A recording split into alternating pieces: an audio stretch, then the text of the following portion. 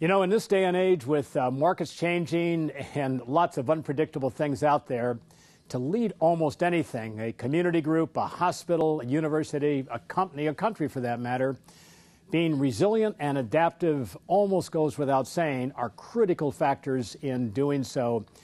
And to think about that, I'm going to draw from our working experience with the U.S. Marine Corps, U.S. Army, U.S. Navy, and U.S. Department of Defense. And from our contact and learning from them on how they build resilience and adaptability among their officers and people in the field, I would stress three vital leadership qualities, if you will. Number one, being in touch with the people who are going to make the difference for you, directly in touch with them. Meet the troops would be the way that gets summed up within the armed services. And by way of illustration, we at one point worked quite a bit with a three-star Marine general.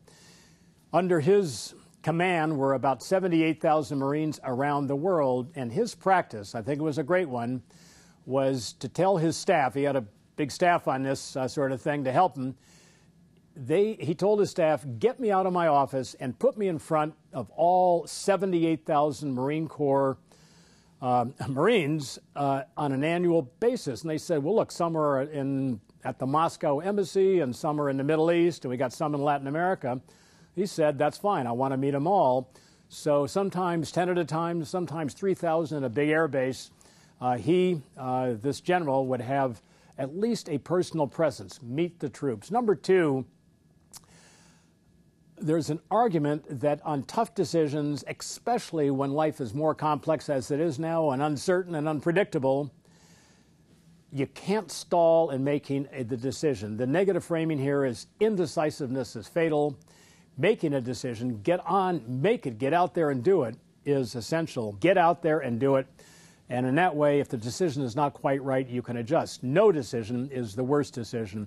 Third, and maybe most critical of all, in a leadership position, so much of what you do depends on getting the job done through others. By definition, that's of course what it means to lead. And thus your team, your direct reports, 2 or 3 layers down, arguably are going to be themselves resilient and adaptive, the extent to which they know unequivocally what you want done.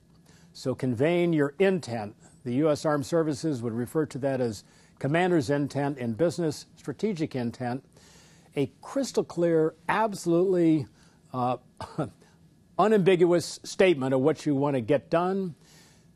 Put that out, and then second part of that is don't try to micromanage. You don't have time, and people aren't going to like it anyway. Assuming they're good. Third point here is for adaptive and resilient success going forward.